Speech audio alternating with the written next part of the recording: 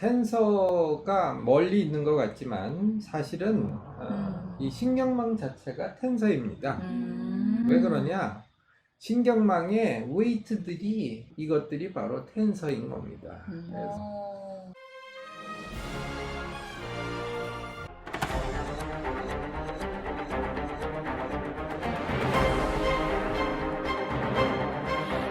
텐서플로우 우리 얘기 많이 하는데 네, 그렇죠. 이 질문이 이제야 나온 게 조금 아쉬운데요. 네네. 텐서가 뭔가요?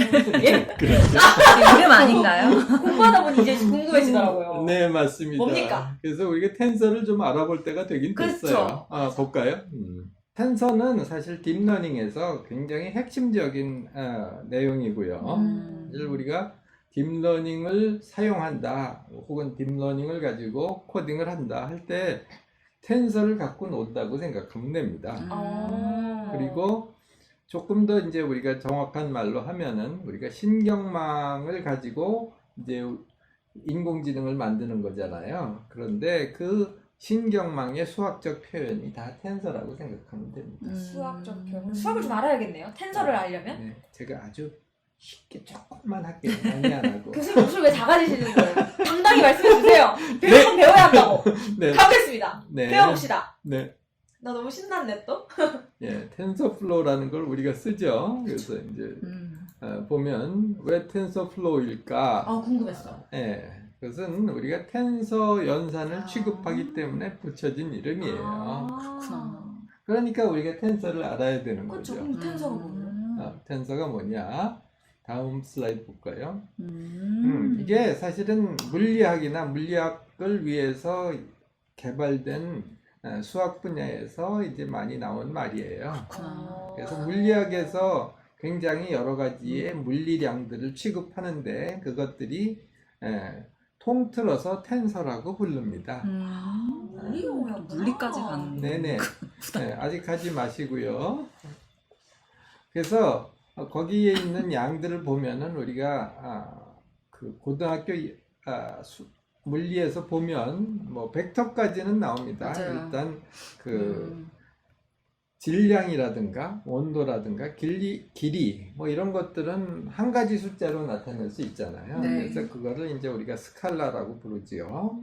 그 다음에 위치나 속도나 가속도는 크기도 있지만 방향이 있는 양입니다. 그죠? 어느 방향으로 속도 얼마로 간다 이런 것을 이제 우리가 벡터라고 부릅니다. 그래서 이제 거기까지는 우리가 고등학교에서 많이 배웠는데 텐서는 고등학교에서 잘 배우지 않아요. 그쵸, 네. 그렇죠? 그래서 그런 양이 이제 벡터를 조금 더 복잡하게 하이 디멘전으로 확장을 한 게 텐서다 이렇게 생각하시면 됩니다. 그래서 이제 여기 우리 옆에 그림에 뭐 E는 MC 자승 뭐 이런 게 나오잖아요. 네. 그러니까 저거를 유도하실 때 아인슈타인 박사가 텐서라는 거를 사용하셨어요. 옛날에 MC 스퀘어 광고 때 본 거. 아인슈타인까지 나왔어 지금. 텐서플로우 얘기하는데. 네네. 그렇다고 오케이. 우리가 아인슈타인의 상대성 이론 뭐 이런 거 얘기를 할 건 아니고요. 그렇죠. 저 지금 긴장한 거 보이셨죠? 네. 딥러닝에서 사용하고 있는 이 신경망이 바로 텐서입니다. 텐서가 뭐 우리한테 멀리 있는 것 같지만 사실은 이 신경망 자체가 텐서입니다. 왜 그러냐? 신경망의 웨이트들이 굉장히 여러 가지 인덱스가 붙어 있었잖아요. 네, 그쵸. 인풋의 인덱스, 네. 그 다음에 히든레이어? 히든 레이어가 있으면 거기도 인덱스가 또 붙잖아요. 그럼 그 둘 사이에 웨이트들이 있죠. 그거는 인풋 i로부터 히든 레이어 j 번째 뉴런으로 간다 할 때 그 층이 첫 번째 층이니까 i에서 j로 가고 층에 인덱스를 붙이면 여기 레이어의 인덱스 L이 붙었을 때 이렇게 인덱스가 3개씩이나 붙잖아요. 네. W 옆에. 그렇죠. 그래요? 그래서 이것들이 사실은 인덱스가 굉장히 많아지죠. 그러다 보니 이것들이 바로 텐서인 겁니다. 그래서 우리의 가장 가까운 예제는 신경망의 웨이트가 바로 텐서다. 그러니까 우리가 맨날 계산하는 게 저 웨이트들을 학습을 시켜서 우리가 원하는 웨이트로 만드는 거잖아요. 그래서 우리가 딥러닝을 한다는 것은 맨날 텐서랑 놀고 있는 거다 하는 얘기가 되는 거죠. 그 다음에 우리가 사용하는 데이터도 사실은 텐서입니다. 왜냐하면 우리가 이제 그 글자, 손으로 쓴 글자 읽기를 해봤잖아요. 네. 그죠? 그럴 때 데이터들이 바로 이렇게 2차원 그 사진 형태로 돼 있죠. 네. 한쪽으로 픽셀이 28개, 그렇죠. 다른 쪽으로 픽셀이 또 28개 네. 이렇게 있지 않습니까? 네. 그러면 그거 하나가 사실 벌써 랭크 트윈 텐서가 된 거죠. 그죠? 그런데 이것을 또 우리가 색깔이 세 가지가 있잖아요. RGB, 그죠? 그러면은 이제 칼라 사진이 되는 네. 거죠. 맞아요. 그러니까 또 확실히, 축이 하나 더 생기고, 네. 그 다음에 이런 데이터를 우리가 수없이 많이 가져다가 학습을 시키잖아요. 네. 그래서 데이터의 수도 역시 축이 또 하나 축이 되겠죠. 하나 더 생긴 오. 거죠. 그래서 이런 경우에는 이런 이미지 데이터, 특히 칼라 이미지 데이터가 되면은 벌써 랭크 4의 텐서가 됩니다. 그렇네요. 그리고 이제 뭐 예를 들면 우리가 자연 언어 처리 같은 데서 쓰는 데이터도 이제 타임 스텝, 그리고 네. 샘플의 개수, 그다음에 거기 들어가 있는 피처 이런 것들의 방향을 생각해 보면 랭크 3의 텐서가 되는 겁니다. 그렇네요. 네. 그래서 뭐 신경망은 이런 데이터와 그러니까 딥러닝은 신경망과 거기에 들어오는 데이터들을 처리하는 건데 데이터도 텐서고 신경망도 텐서. 텐서니까 우리가 텐서와 텐서의 프로세싱을 다루는 거기 때문에 그거를 취급하는 소프트웨어 이름도 텐서플로우라고 붙인 거죠. 네. 이제 우리가 텐서 계산을 해야 되는데요. 어떻게 써요, 어떻게 텐서? 쓰느냐? 이제 그걸 우리가 일단 파이썬 프로그램 가지고 할 수도 있겠죠. 그래서 텐서의 합, 곱, 함수를 이제 이용해서 우리가 연산을 하게 되는데 파이썬으로 코딩을 하는 방법도 있을 거예요. 그렇죠. 근데 파이썬으로 코딩을 하게 되면 단점이 뭐냐면은 너무 느려요.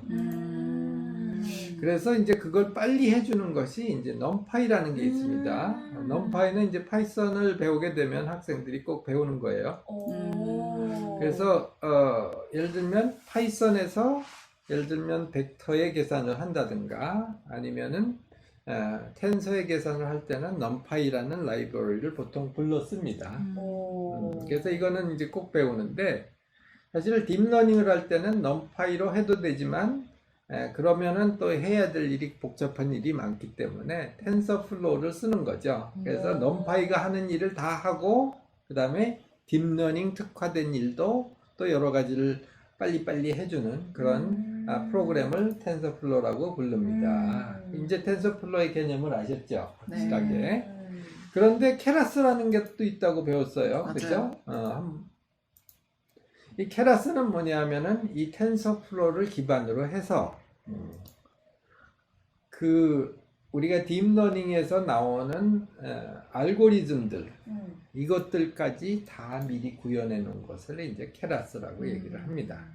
그러니까 우리가 실제로 딥러닝에서 이미 많이 대중화된 알고리즘을 사용할 때는 케라스를 쓰면 되고요. 그 다음에 이제 새로 어떤 알고리즘을 발명을 했을 때는 텐서플로우를 이용해서 그거를 구현을 하면 되고, 그 다음에 이제 아주 밑바닥부터 이제 텐서플로우에서 다 제공하는 것들을 뭐 연습 삼아 해볼 때는 넘파이를 쓰면 되고요. 그래서 이제 이런 식으로 아주 기본적인 방법부터 이제 조금 더 많이 개발되어 있는 것들, 남들이 해놓은 것을 라이브러리를 쓰는 방법까지 여러 가지 방법이 있습니다. 네. 어쨌든 다 자기 수준에 맞게 상황에 맞게 사용할 수 있게 개발은 다 되어 있는 그렇습니다. 거니까. 네, 그러니까 우리가 앞으로 딥러닝을 공부한다라는 것은 텐서의 사용법을 배우는 건데 그거는 이미 텐서플로우나 케러스 같은 데서 알아서 다 잘 해주게 만들어 놨기 때문에 우리가 개념만 알고 가면은 너무 그렇게 걱정은 하지 않아도 된다라는 네. 말씀을 드리고 싶네요. 네, 알겠습니다. 오늘 마무리할게요. 네, AI는 AI는 내 내 친구. 친구.